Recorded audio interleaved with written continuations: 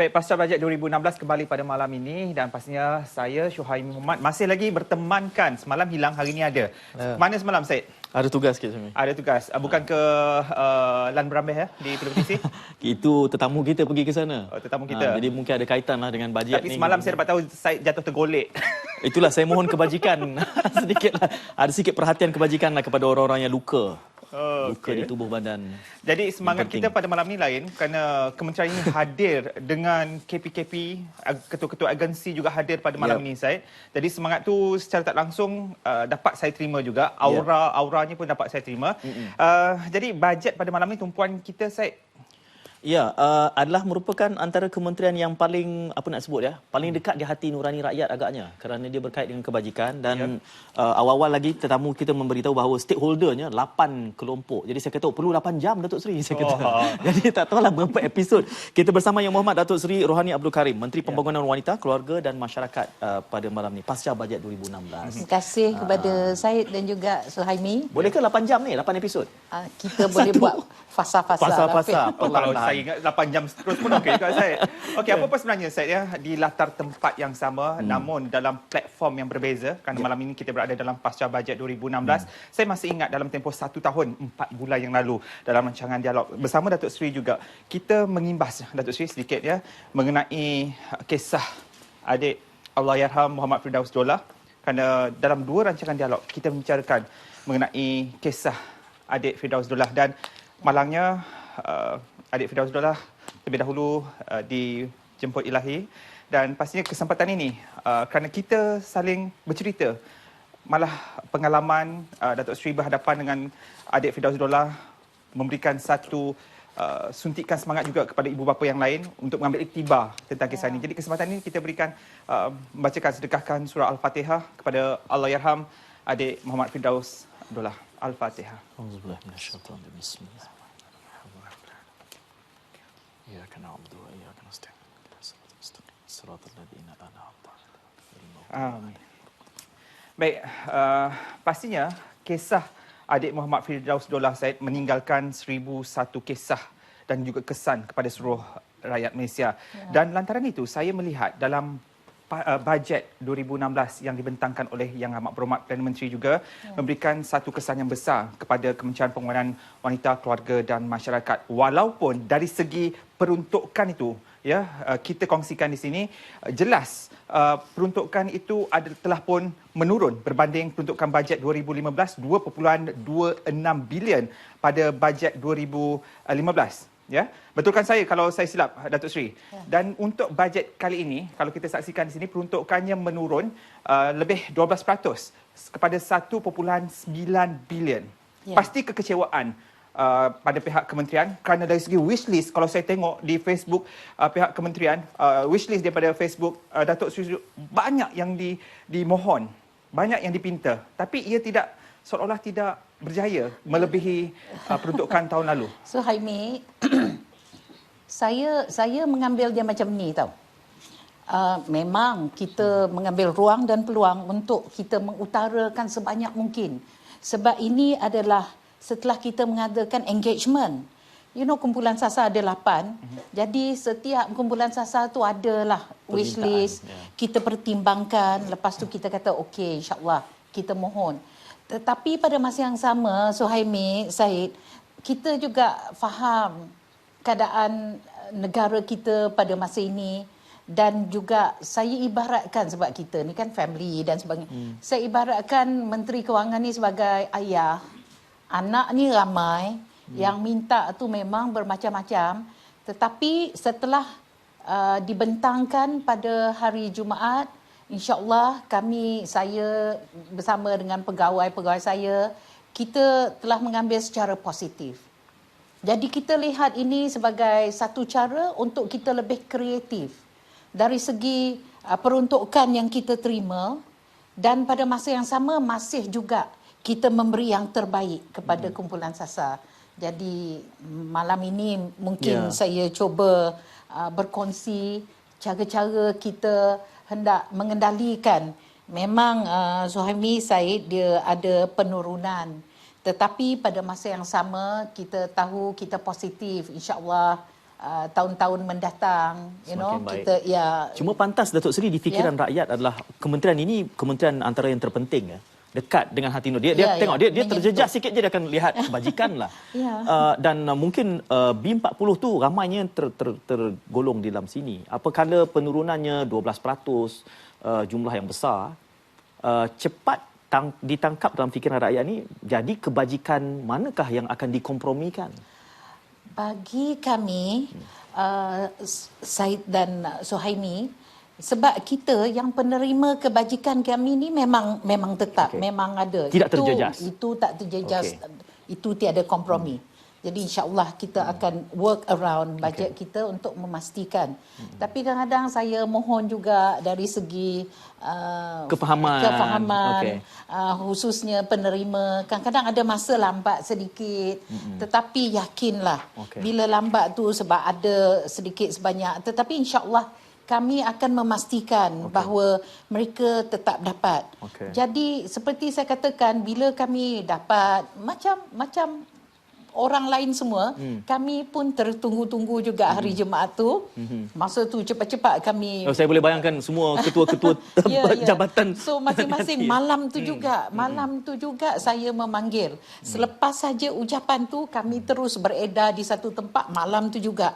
Saya kata tengok, kupas dan sebagainya. Sebab kita tak boleh membuangkan masa. Sebab kumpulan sasar kita memang tertunggu-tunggu dan seperti saya katakan, ada satu kebimbangan. Tapi saya nak meyakinkan di luar sana, sesiapa yang memang di dalam senarai itu penerima, tetap macam tu. Dan kami berpandu kepada apa yang telah disebutkan. Jadi syukur Alhamdulillah kepada semua, ianya adalah seperti sama. Bermakna kita teruskan dan kita akan banyak kali ini lebih kreatif. Satu daripadanya adalah kita insya-Allah akan menjalankan lebih banyak NBOS bersama dengan kementerian. Kita jelaskan sedikit kepada penonton kita tu. NBOS itu. Ramai yang biasa tengok tapi tak faham pelaksanaan. Strategi Lautan Biru. Bermakna bekerjasama dengan kementerian lain. Sebab kami pun sambil kita meneliti bajet yang diberi kepada kementerian saya, kita juga mendengar juga dengan teliti apa yang telah diagihkan kepada kementerian lain. Jadi seperti contoh. Macam ada espionage pula. Mengintai-intai apa orang lain dapat. Amanah ikhtiar. Amanah ikhtiar kami rasa dia ada 200 juta. Jadi mungkin kekurangan kami boleh ditampung di dalam B40 atau usahawan wanita saya. Sebab saya tahu amanah ikhtiar boleh kata 80 hingga 90% adalah wanita.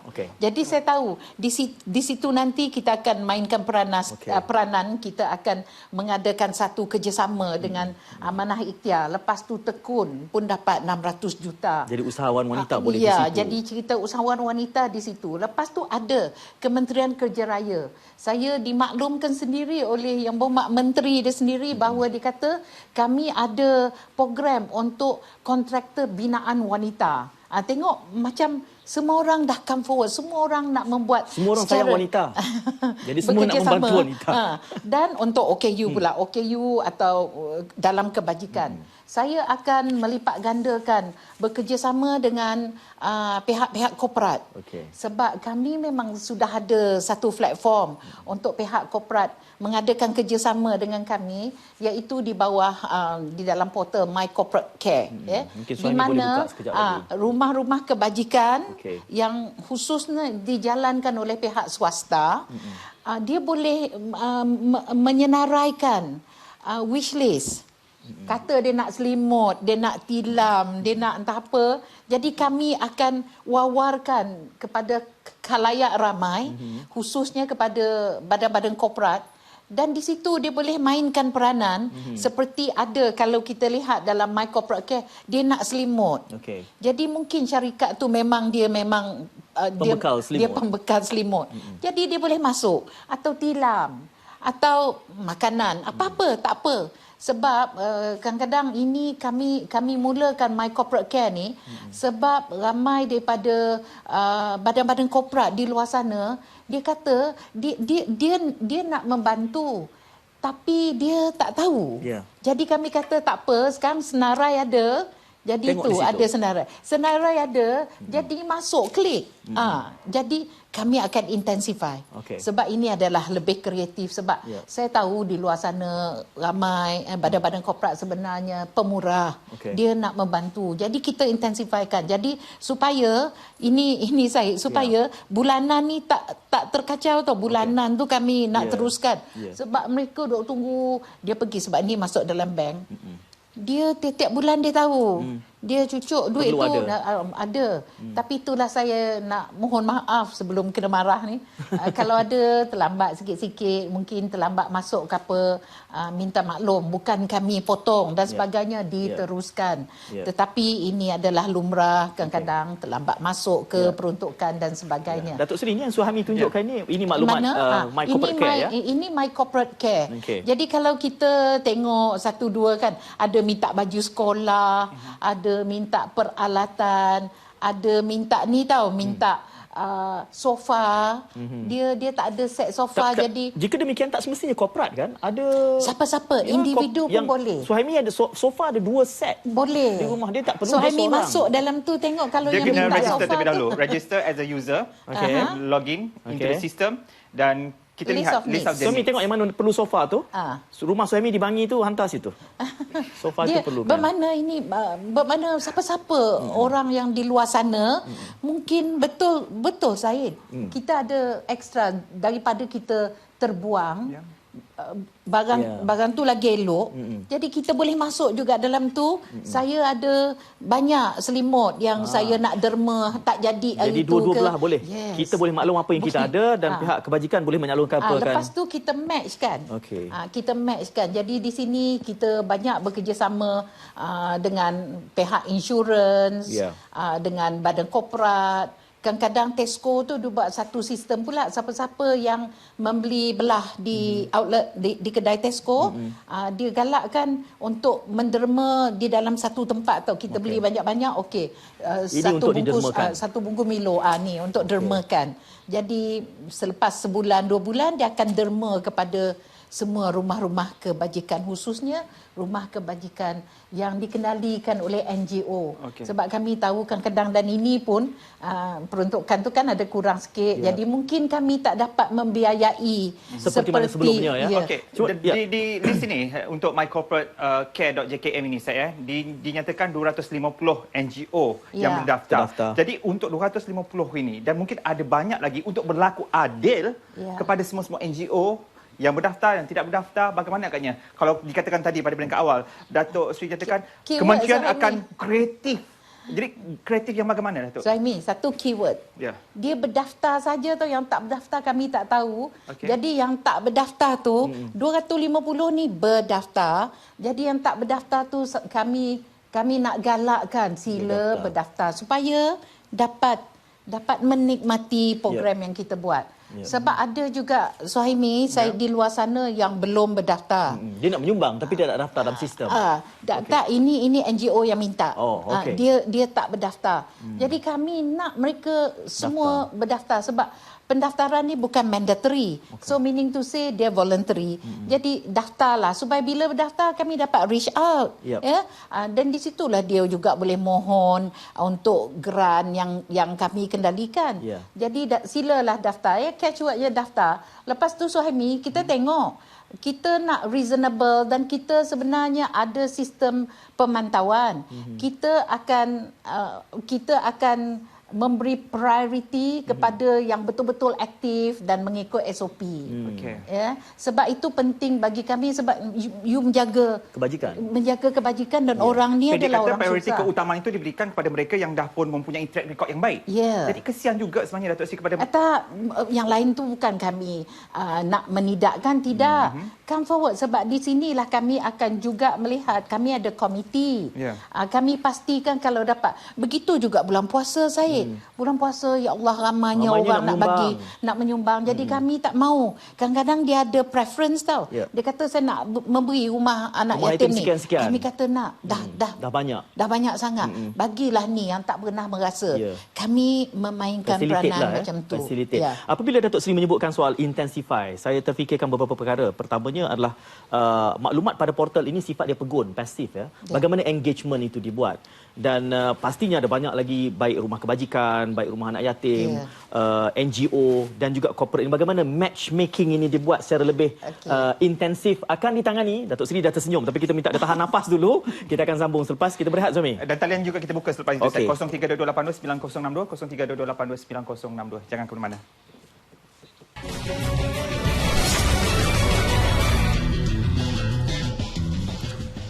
Baik, pasca bajet 2016 kembali bersama kami di Studio 1 pada malam ini secara langsung. Talian kami buka 0322829062 untuk anda hubungi, untuk anda terus berbicara bersama Datuk Seri. Syed. Yep, soalan yang kita gantung seketika tadi Datuk, kepada Datuk Seri Suhaimi adalah berkait dengan peningkatan intensiti. Saya sebutkan tadi bahawa portal ini pegun ya.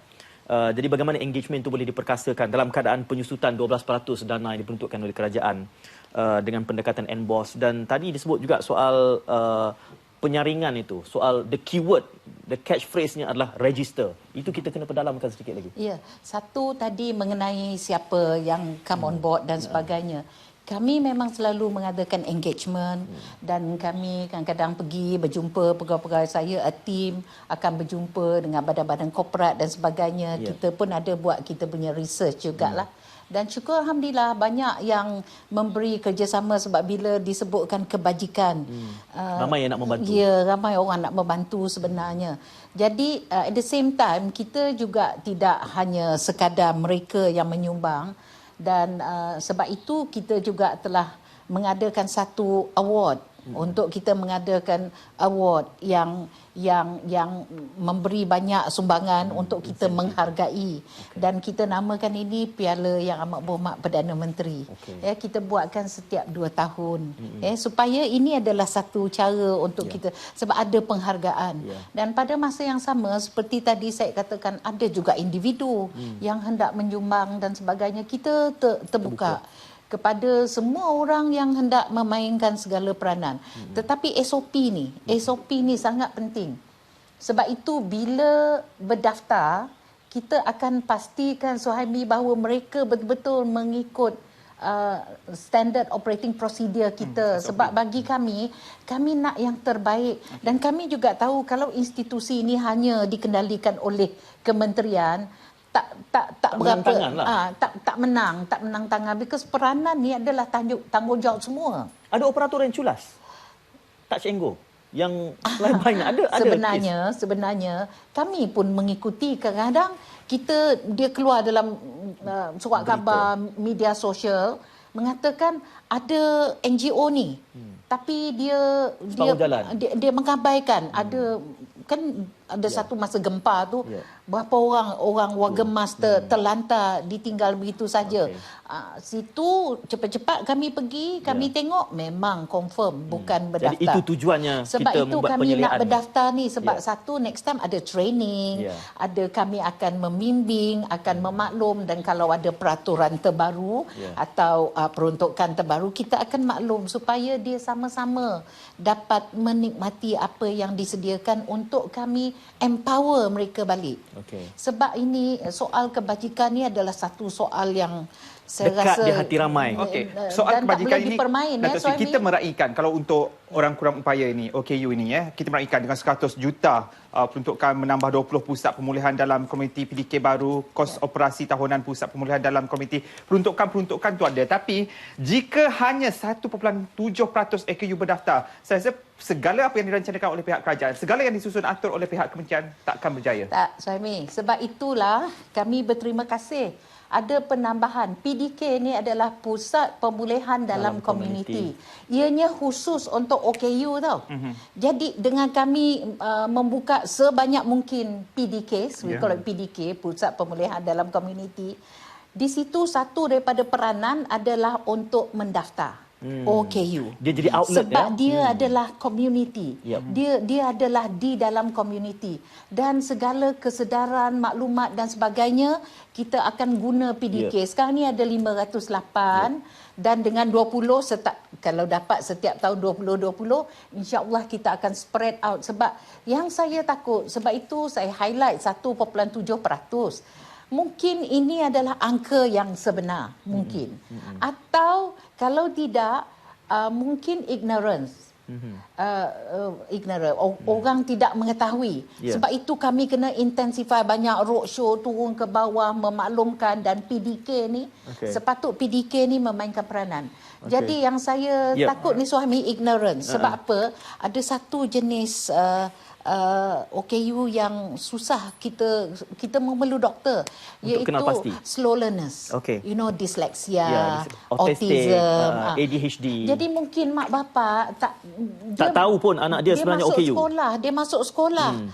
Syed baru dia tahu anak puan ni, anak ni, encik Dyslexic ni adalah macam ni.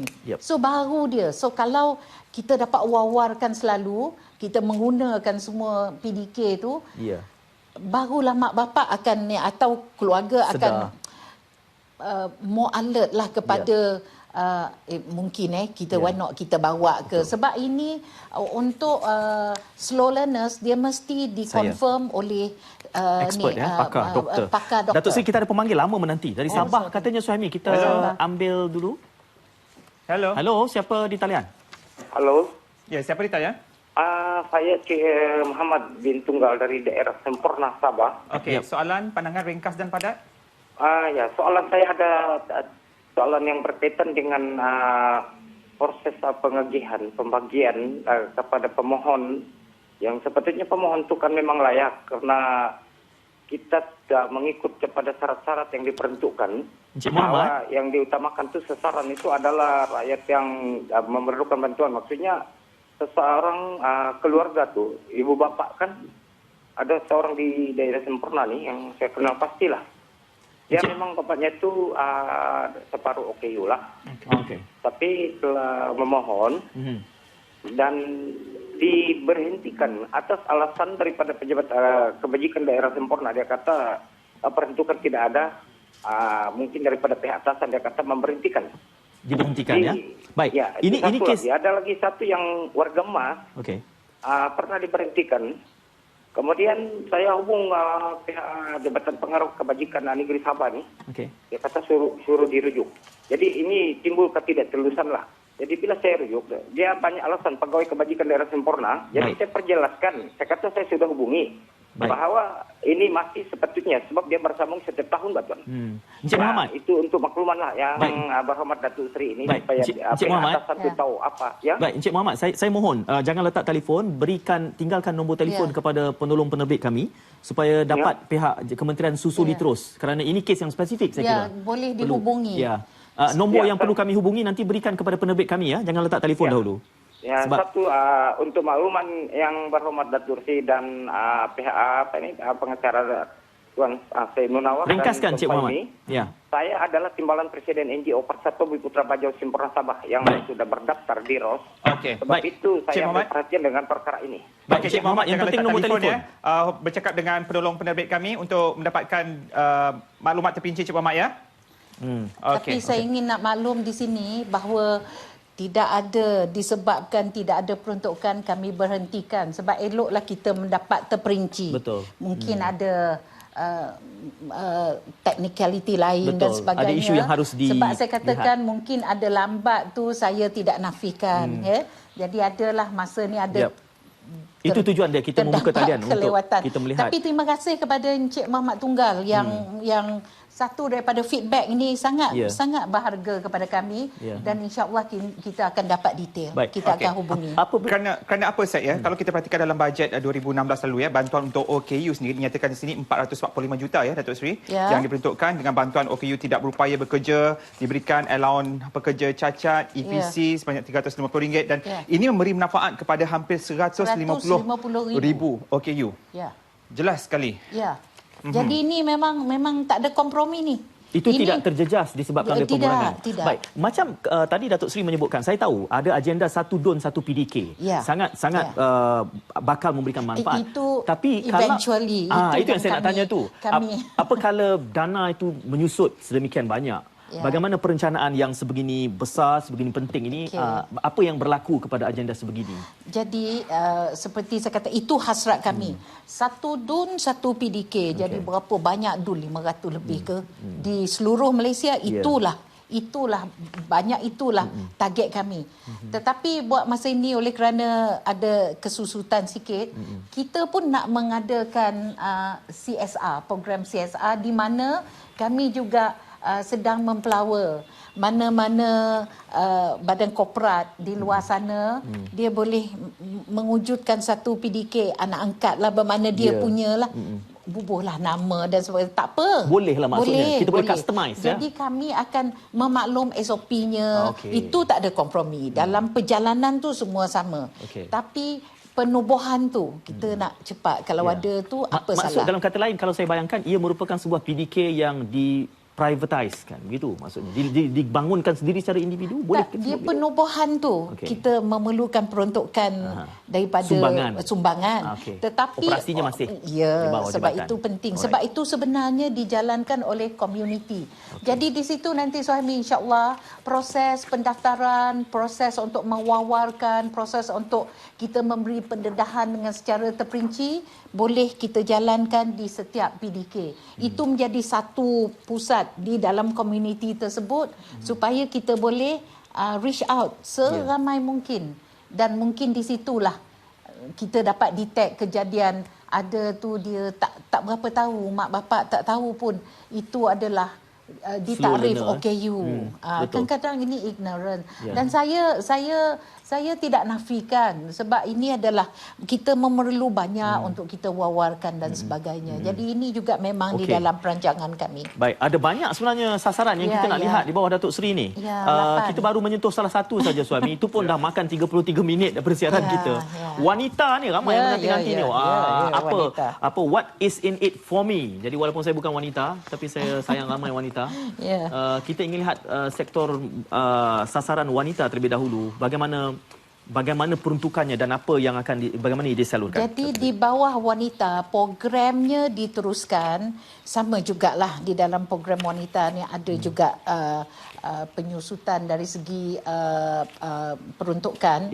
Tetapi kita akan teruskan segala program, dan untuk wanita champion dia lagi ramai. Untuk ibu tunggalnya, untuk usahawan wanita. Lagi banyak NBOS yang diperlukan. Jadi kami akan membuat lagi banyak NBOS sebab di sinilah tempatnya. Sebab kadang-kadang ini selalu ditanya di dalam parlimen, gender budgeting. Sebenarnya gender budgeting berada bukan di kementerian saya saja, tetapi semua kementerian. Jadi di sinilah kami akan memainkan peranan. Sebab itu saya set up satu sistem yang kami namakan manis. Nama ni kena cantik-cantik.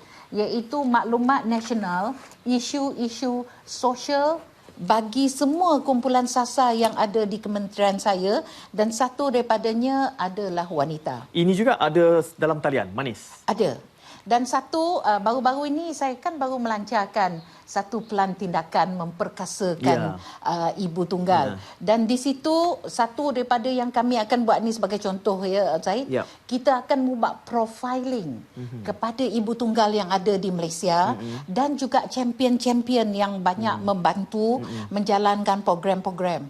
Jadi supaya semua maklumat ini kita dapat satukan melalui manis kita, dan kita boleh setelah kita mengadakan profiling, sebab di dalam baru-baru ini juga berkaitan dengan pelan tindakan itu, kita telah mengadakan satu takrif ibu tunggal. Sebab sebelum itu saya dan masalah suami, penarifan yang ada?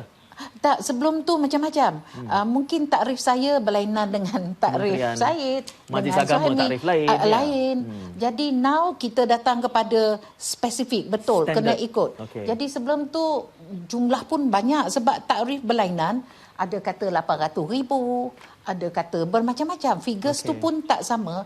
Tapi setelah kami menggunakan takrif ini, sebab tahun 2010 diadakan satu brainstorming untuk kita sampai kepada satu takrif. Jadi dengan takrif ini semua jabatan agensi mesti menggunakan Jadi standard bearer-nya adalah Kementerian Datuk Seri. Ya. Maknanya kalau besok suami kita buat isu landscape, kalau ada NGO yang menyebut isu ibu tunggal ni, kita kena rujuk pada Kementerian Wanita punya takrifan atau tidak? Kerana standard bearer dia mesti. Sebab itu dilulus di kabinet.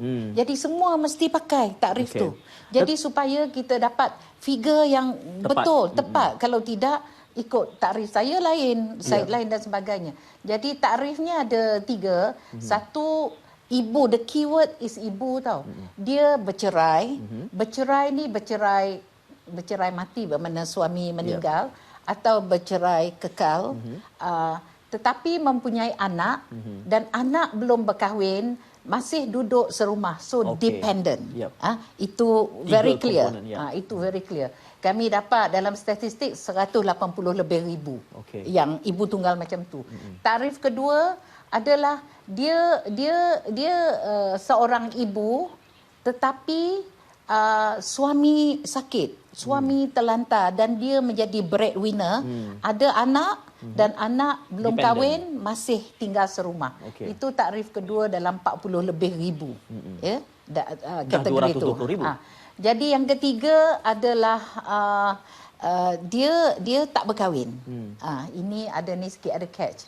Dia tak berkahwin, tapi dia ada anak angkat atau anak tidak sah taraf, tetapi belum berkahwin dan masih bersama dengan ibu.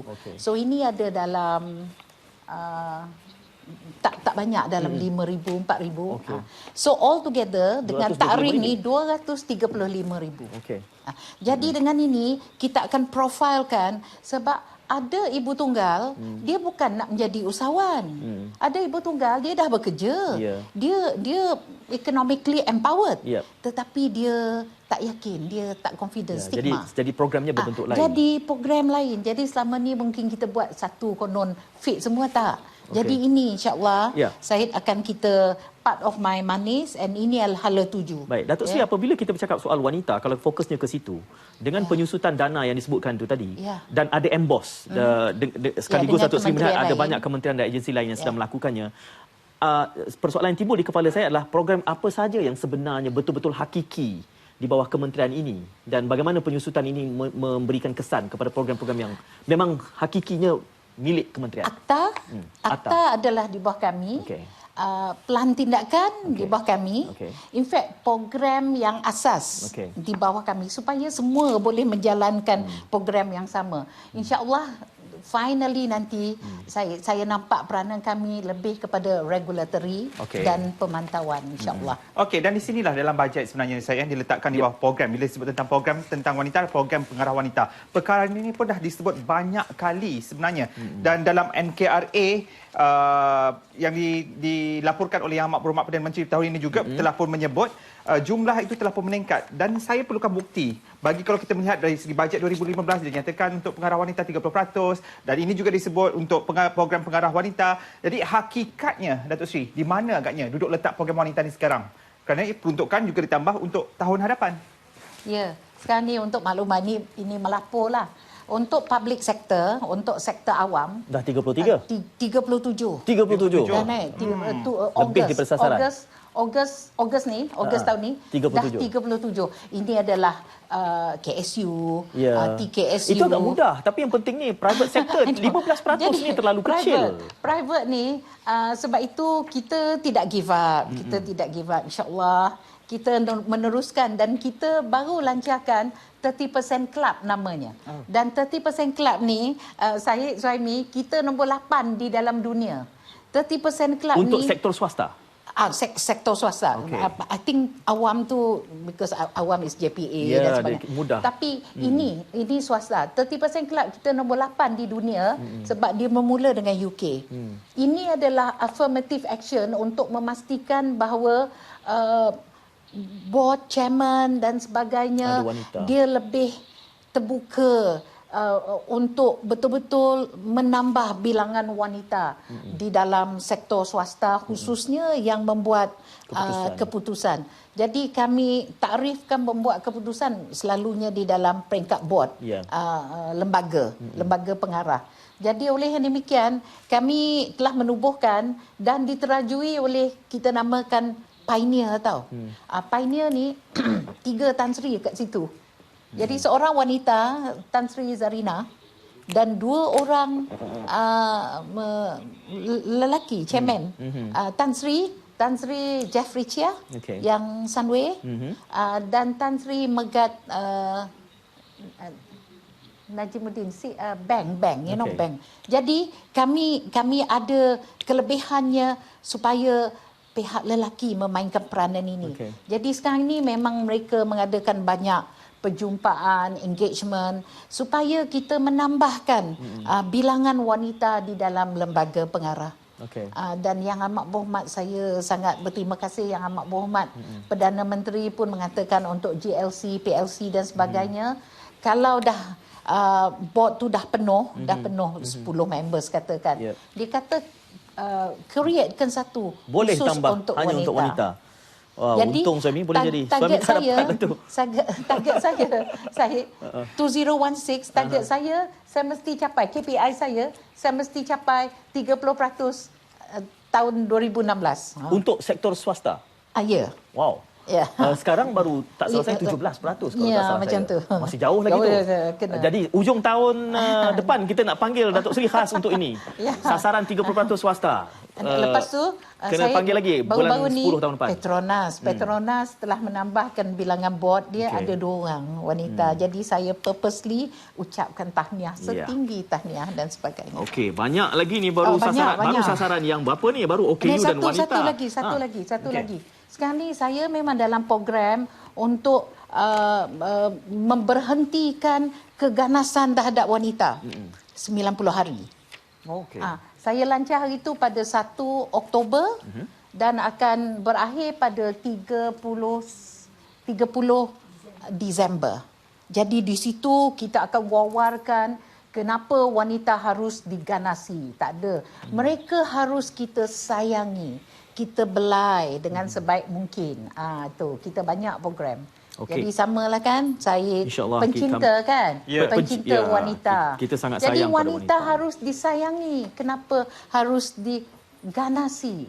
Jadi ini kami masuk ke universiti, kami masuk ke tempat awam, kami masuk mana-mana tempat untuk kami mengingatkan. Sebab ada ramai di luar sana silent victim. Dia memang mangsa tapi dia tak berani ke hadapan. Jadi kami nak memberanikan mereka. Bila nyatakan tentang sayangi wanita tu, saya teringat dengan program Peluk 10 Saat. Masih berlangsung lagi. Itu penerbit kita Syazil yang ingatkan. Itu dia lakukan setiap hari. Dia contoh setiap hari peluk 10 saat. Ini institusi keluarga. Ini memperkukuhkan institusi keluarga. Satu keluarga yang kami sangat terasa lega dan sebagainya adalah ini insentif pencukaian bila menjaga ini keluarga ibu bapa. Okey, ini keluarga insentif. Ini satu bentuk saya di luar ruang bicara tadi suami. Saya tanyakan soal ini kepada Datuk Seri kerana bila saya tanya kepada Datuk Seri, adakah ini lebih ekonomikal dilakukan daripada membina lebih banyak rumah orang tua?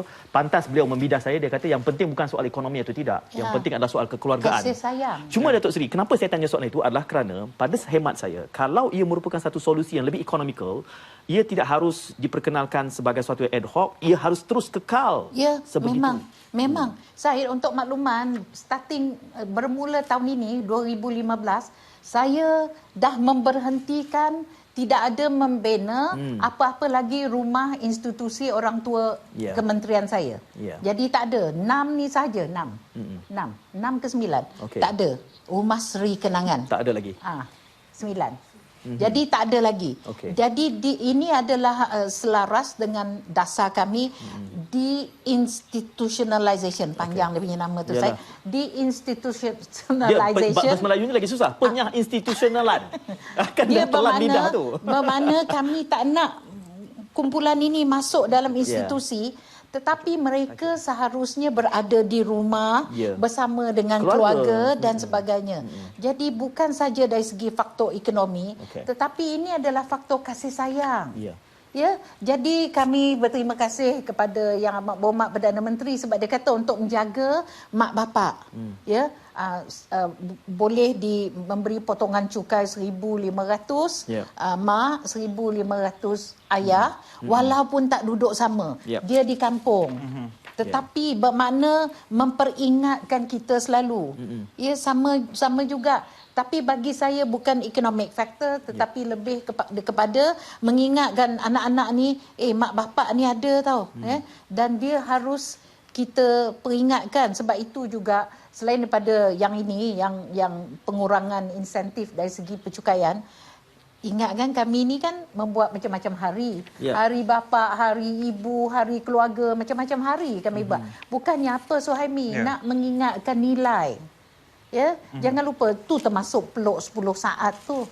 Ada orang salah dia kata 10 minit, kata tak 10 saat. Boleh 10 minit kalau boleh, sempat sikit hari 10 minit tu pulang. Ya. Masing-masing. Tapi bermakna nak memberitahu kami kena peringatkan dulu-dulu tak payah diperingatkan. Jadi makan bersama. Sekurang-kurangnya satu meal satu hari makan bersama. Jadi ini untuk kita mengimarahkan lagi institusi keluarga. Lepas tu November adalah bulan keluarga. Siapa-siapa yang merayakan bulan keluarga juga boleh mendapat penolakan daripada cukai. Ada juga disebut dalam ini berkait dengan family impact assessment. Bagaimana ini nanti akan membantu di dalam memperkenalkan dasar-dasar kementerian, kerana impact assessment kepada program-program ini sangat penting untuk kita menentukan sama ada program ini perlu tambah baik, tambah nilai, NBOS yang baru. Sangat penting. Dia ni macam environmental EIA. Ya, betul. Jadi ini adalah impak kepada keluarga. Juga sekarang ini telah dimasukkan di dalam apa-apa program kerajaan. Kita mesti mengkaji sama ada program ini ada tidak impak kepada keluarga. Adakah ia lebih elok atau lebih menurun dari segi kekeluargaan. Jadi kami juga berterima kasih sebab ini juga telah dapat masuk di dalam apa-apa perancangan kerajaan, program-program dan sebagainya, sebab kami rasa ini adalah sesuatu yang mungkin sebelum ini kita tidak ambil sangat berat, tetapi sekarang sangat penting. Ya, sebagai contoh, kita nak mewujudkan apa-apa, buatkan family impact assessment. Takut ini ada kesan kepada institusi keluarga. Sebab institusi keluarga, saya selalu katakan, kalau keluarga sejahtera, negara juga harmonis. Apa contoh satu dasar ataupun satu pelaksanaan yang punya kaitan langsung dengan impak? Mungkin pembinaan nursery di sektor swasta? Itu memerlukan FIA, family impact assessment? Okay. Atau flexible working arrangement, work-life balance, impak dia kepada keluarga. Kompleks beli belah tidak ada tempat meletakkan kanak-kanak. Penyusuan dan sebagainya. Atau flexible working arrangement digalakkan sebab ada balance, keseimbangan dari segi kita berkarya, career, dan juga kita hendak memastikan bahawa keluarga kita juga sejahtera. Kita banyak masa untuk bersama dengan keluarga. Jadi semua ni sangat penting. Kadang-kadang kita buat rupanya ada kesan atau ada kesan. Kalau tak ada kesan, not too bad. Yang ada kesan tu sepatutnya kita mesti tangani dengan sebaik yang mungkin. Jadi banyak. Ini di bawah LPPKN. Yang akan melakukan kajian impak terhadap kekeluargaan. Menarik, kerana saya lihat ada pusat keluarga bergerak ni. Suami, keluarga suami bergerak tak? Saya yang bergerak. Pusat keluarga bergerak ni kalau ada masalah di Johor Bahru, nanti saya ini perlu merayatkan perkhidmatan dalam kategori merayatkan perkhidmatan. Pusat Keluarga Bergerak Satu Malaysia, LPPKN, dengan deskripsinya Pusat Keluarga Bergerak bertindak sebagai platform untuk menyebarluaskan perkhidmatan sokongan. Jadi mungkin penjelasan perlu diberikan di sini. Ini bas. Ini kita ada bas bergerak. So kita panggil ni Pusat Keluarga Bergerak. Jadi bas ni dia memang besar. Di situ digalakkan di mana-mana, bas ni berhenti di mana-mana community dan sebagainya sebab boleh dijemput. Dia akan mengadakan health check, screening, apa tu boleh membuat apa tu pemeriksaan kesihatan seluruh keluarga dan sebagainya, dan supaya ianya boleh kita turun ke pelosok-pelosok ke pelosok-pelosok negara. Tapi satu saya nak penambahkan, walaupun kami dapat 4 tahun ini, tetapi saya katakan kadang bas tu mungkin sebelah sini okey sikit lah. Bas tu besar sangat. Jalan kami di Sarawak, Sabah Sarawak. Tak boleh guna bas lah, kena guna lori lah. Di Sabah Sarawak kena guna kontainer. Tak, kecil sikit. Kena lagi kecil lah, kontainer kecil. Tapi saya bersyukur sebab dapat, dan ianya boleh menambahkan apa yang kami dapat. Jadi sekarang ni dengan penambahan 5 ni kami ada 15. Dia beroperasi di seluruh negara. Yang diluluskan untuk 2016 4. Yang diminta asalnya 15. Sebab saya tahu dia kaedah dia kementerian minta tapi diluluskan sekian banyak. Sebenarnya kami not bad, kami minta 5 dia bagi 4. Oh okey. Itu agak membanggakan. Bolehlah. Bolehlah. Bermakna pentingnya keluarga punya ni. Itu 80%. Sebab kita turun dan lepas tu kita buatlah macam-macam saringan.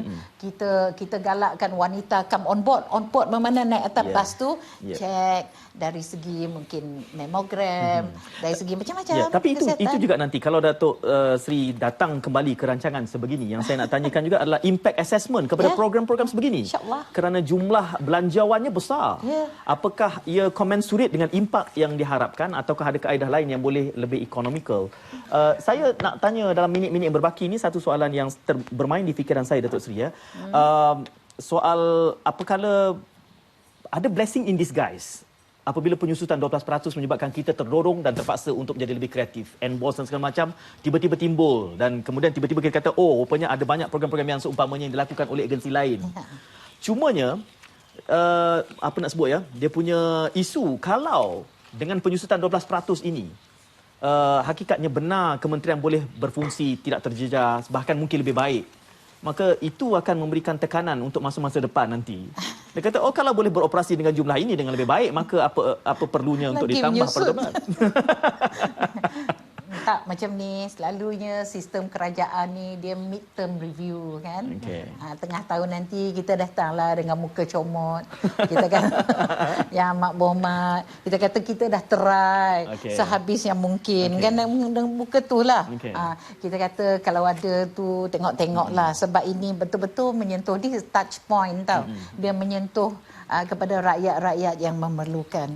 Sambil saya kata tadi memang insya-Allah kita akan buat banyak enboss, CSR dan sebagainya, tapi kita pun tahu ada hadnya. Bukan itu voluntary. Yang datang forward tu mungkin tak seramai yang kita harapkan, yang kita target, tapi itulah insya-Allah midterm nanti kan, masa itulah datanglah bawa muka-muka muka sedih dan sebagainya. Tetapi buat masa ni apa yang ada kita jalankan. Kita jalankan sebaik mungkin program kita. Sebab bagi kami memang penerima tu memang dah ada, Syed. Dan seperti tadi ada call masuk tu, saya nak memaklumkan, yakinlah kita tidak sewenang-wenang nak memberhentikan itu. Saya rasa ada technicality di mana-mana. Misinformation mungkin sedang berlaku. Jadi yakinkan. Kelihatan ada juga bantuan kanak-kanak warga emas yang belum kita sebut lagi Datuk Sri dalam kesempatan ini. Juga wanita dan kanak-kanak. Jadi banyak lagi yang boleh kita ulas di sini dalam konteks bantuan yang disalurkan. Yang terbaru hospital wanita ni, sesuatu yang baru. Itu hospital wanita itu adalah di bawah Kementerian Kesihatan. Tapi kami mengalu-alukan sebab bolehlah kami, dan itu sebenarnya Suhaimi selari dengan negara maju tau. Kita kan nak menuju ke negara maju. Sekarang ini negara-negara maju di luar sana semua ada kemudahan macam ini. Very focused dan spesifik. Hospital wanita dan kanak-kanak. Di mana-mana negara kita ada, jadi kita nampak tu memang untunglah wanita. Ya. Dia perlu juga privacy sedikit sebanyak. Jadi memang ini untuk makluman jugalah Suhaimi dengan Syed, kita ni dekat-dekat dah 50% lah. Kita adalah 48.6% sikit sebanyak wanita di Malaysia. 662 juta diperuntukkan untuk kanak-kanak dan warga emas. Ya. Yang mana 300 sebulan diberikan kepada warga emas miskin. Ya. Dan bantuan anak keluarga miskin 100 ke 450 sebulan. Nanti cepat bertanya ni, julat 100 ke 450 itu. Oh, untuk dia kanak-kanak miskin. Ini adalah bantuan kanak-kanak namanya, dan selalu ianya diberikan kepada ibu tunggal. Okey. Ya. Jadi seorang anak 100 yang memenuhi segala syarat. Seorang anak 100, maksimum 450. Kalau Bermakna- ramai maksudnya 400 setengah Ya, juga. kalau 5 orang lah, Okey. 5 orang 400 setengah. Tapi jangan lupa tahu Syed dan Suhaimi, ini sehingga 18 tahun. Anak tu akan, kalau dia memenuhi segala syarat, bantuan ini akan sehingga 18 tahun. Ya. Ya. Ya, dan akhir sekali di sini kalau kita boleh sentuh juga Syed tentang kaitannya dengan GST, zero rated untuk pelepasan GST susu bayi dan kanak-kanak berasaskan kacang soya, dan juga untuk ubat terkawal, ubat over the counter untuk kanser, kencing manis dan darah tinggi. Jadi ini juga satu yang perlu diraikan. Ya, Datuk Seri. ya. Sebab banyak NGO yang sangat berkaitan dengan kami, yang cancer survivors. Lepas tu ibu muda yang memberi anak dia penyusuan dan sebagainya. Memang ini yang dia pohon. Jadi syukur alhamdulillah kerajaan mendengar dan telah diberikan zero rated. Jadi Syukur alhamdulillah. ya, dalam kesempatan ini kita melihat pelbagai program ini meskipun ada penyusutan dari segi belanjawan yang diberikan, kelihatannya tidak terjejas perkara-perkara yang hakiki. Ya. Cuma kebijaksanaan dan kreativiti saja yang perlu dilakukan. Disebutkan tadi soal emboss Suhaimi dengan kerjasama agensi lain, dan pastilah kita meraihkan pelbagai lagi pandangan yang dibawakan oleh masyarakat. Kalau ada yang ingin memberikan maklum balas, mungkin portalnya boleh dimanfaatkan. Ya, portal kita memang ada. Ramai yang nak tanya ni. Saya tengok dekat Facebook ni Portal macam-macam. Kementerian Pembangunan Wanita. Jangan lupa juga Suhaimi dan Syed. Ya.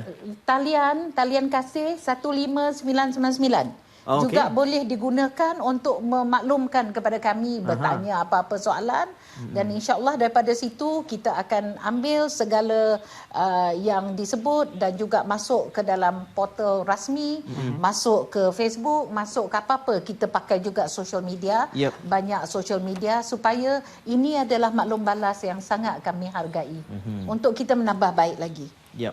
Kerana apa yang dapat kita peruntukkan hanya sejam, Suhaimi, Ya. bersama dengan Datuk Seri.